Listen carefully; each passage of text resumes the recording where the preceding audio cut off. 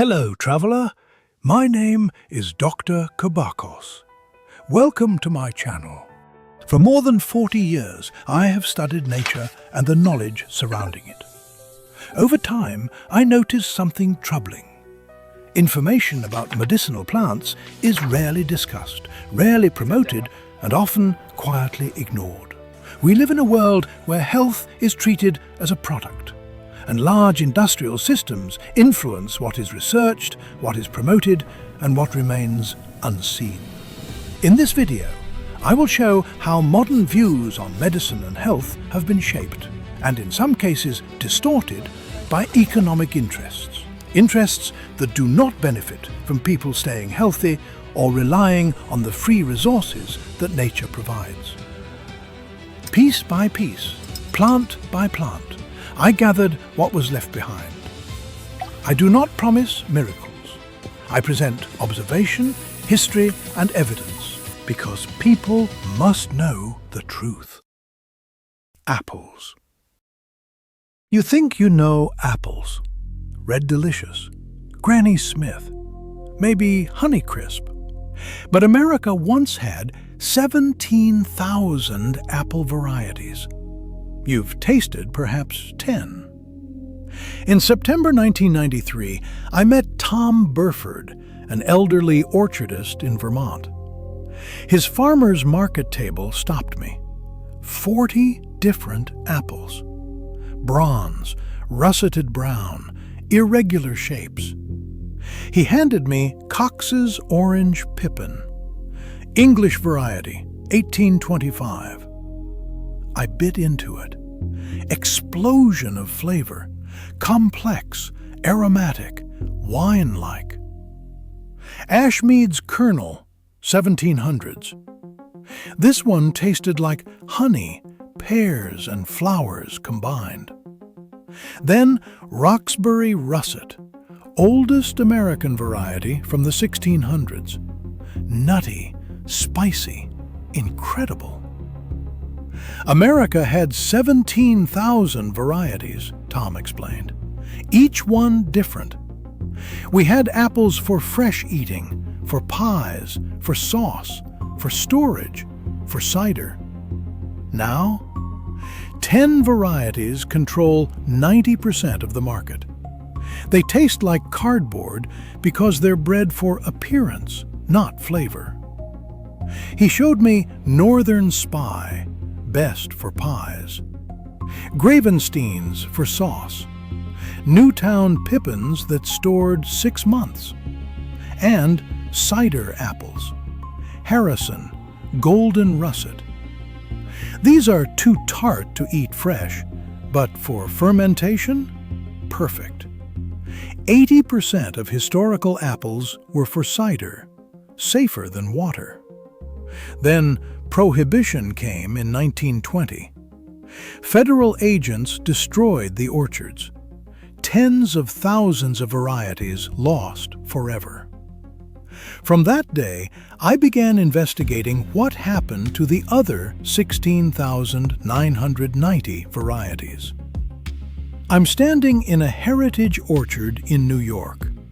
The apple, Malus domestica, originated in Kazakhstan, traveled via Silk Road to Europe, arrived in America with colonists in the 1620s. Here's the crucial fact. Apples don't grow true from seed. Plant a Red Delicious seed, you'll get something completely different. Each seed is genetic lottery. Every Granny Smith is a clone of the 1868 Australian original. Every Honeycrisp is a clone from University of Minnesota's 1960 program.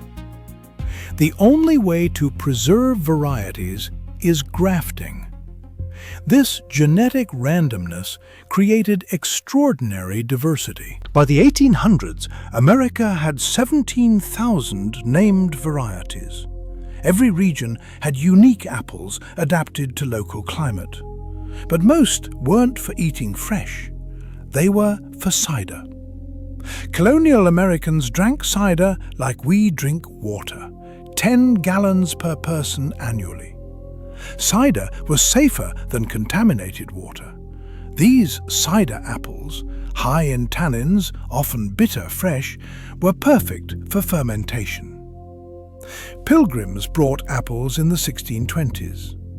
William Blackstone planted the first orchard on Boston Common in 1625. John Chapman, Johnny Appleseed, was real.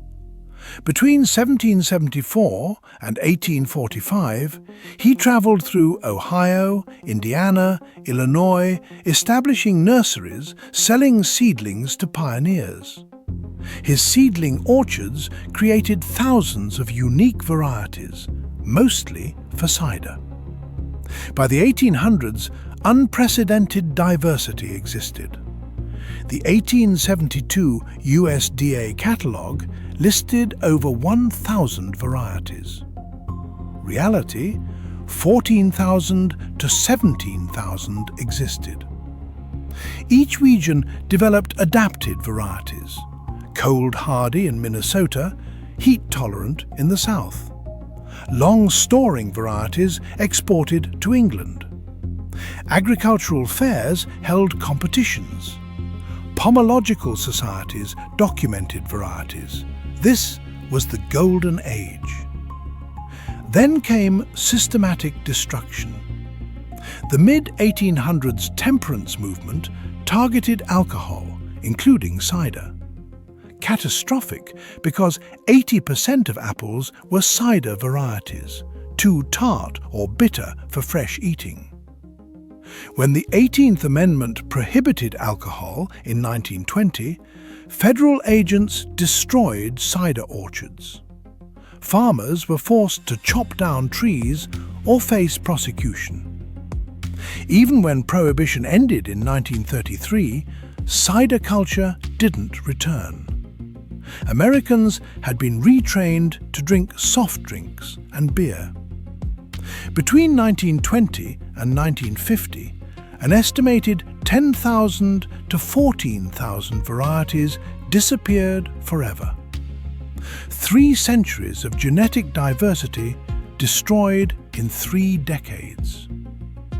Post-Prohibition, the industry rebuilt around fresh-eating apples for supermarkets.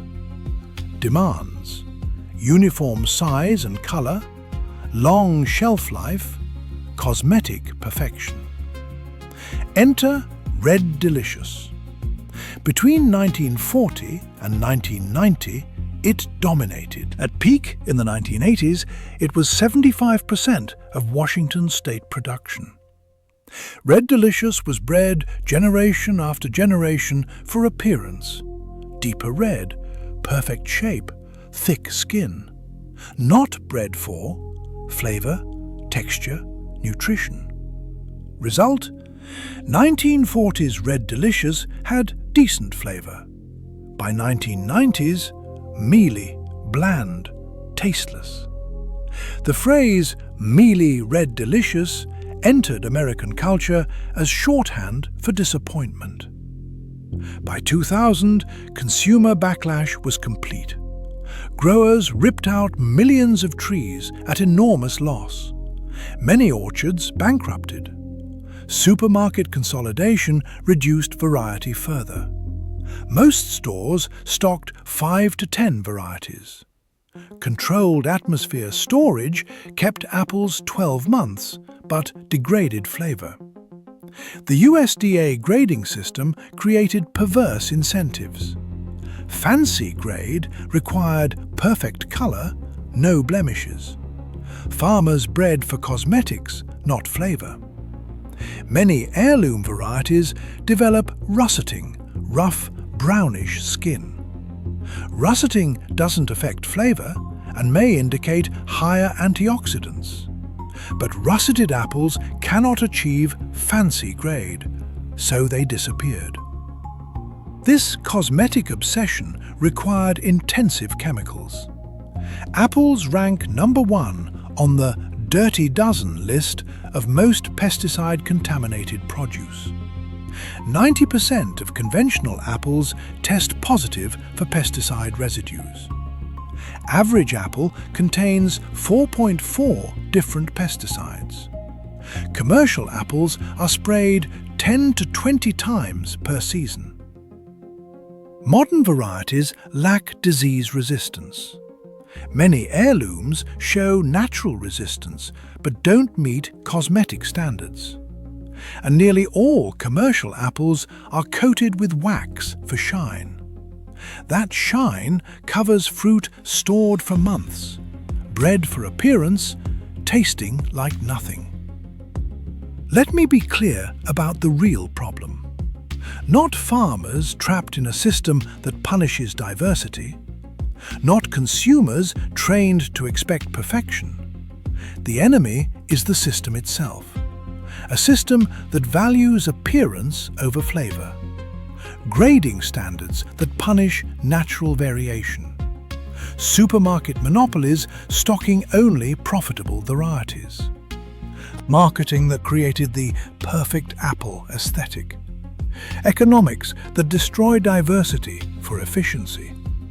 We had 17,000 varieties, each one different, adapted to specific climates, suited to particular uses, carrying unique flavors and histories. We traded all of that for 10 varieties of wet cardboard. But the old varieties didn't disappear completely. Organizations like Seed Savers Exchange and the USDA National Clonal Germplasm Repository maintain collections. Private collectors like Tom Burford preserved hundreds. Old orchards on abandoned farms still produce. Naturalized trees grow in forests. Between 2000 and 2020, craft cider renaissance happened. Artisan cider makers sought traditional cider apples: Harrison, Dabinet, Golden Russet, Roxbury Russet. These varieties, worthless for 50 years, suddenly had value. Farmers began planting cider orchards. Cider tastings educated consumers. Small orchards at farmers' markets began growing 50 to 100 varieties. Without needing cosmetic perfection, they could grow for flavor.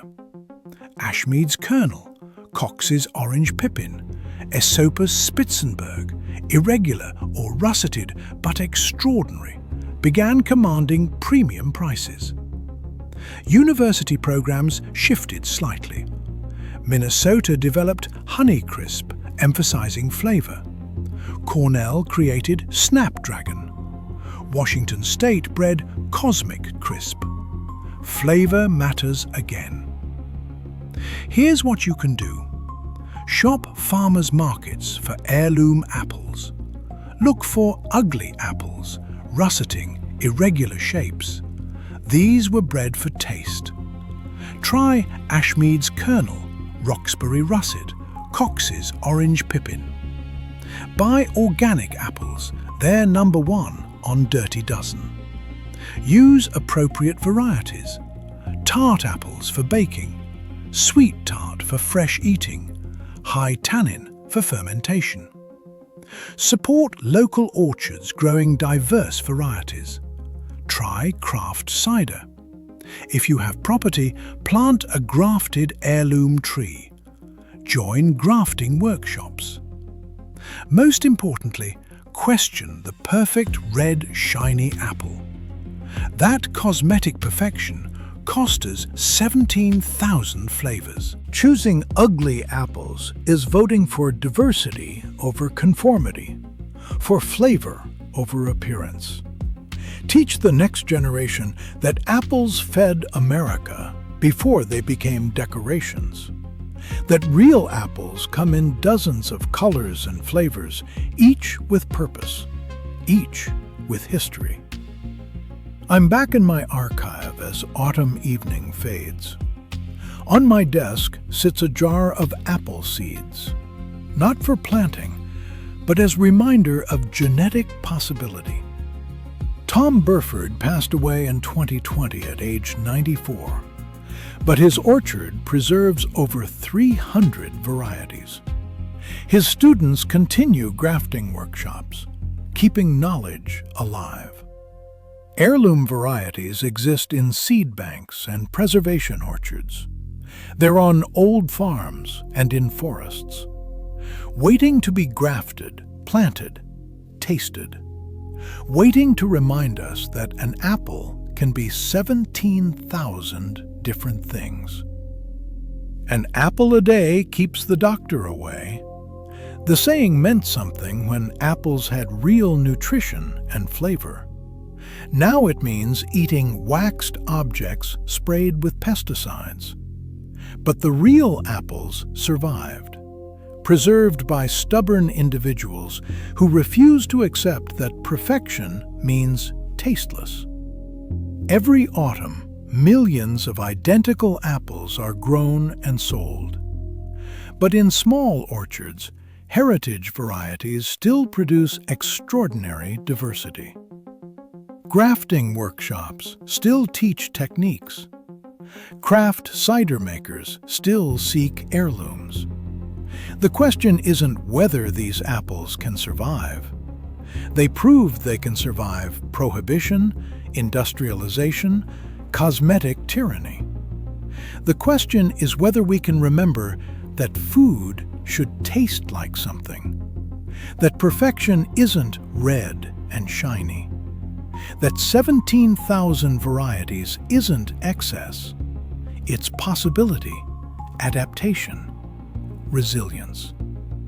The apple that defined America, that sustained colonists, that spread with Johnny Appleseed, that built cider culture, is still here, waiting under the wax and pesticides, waiting in preservation orchards and forests, waiting to taste like an apple again.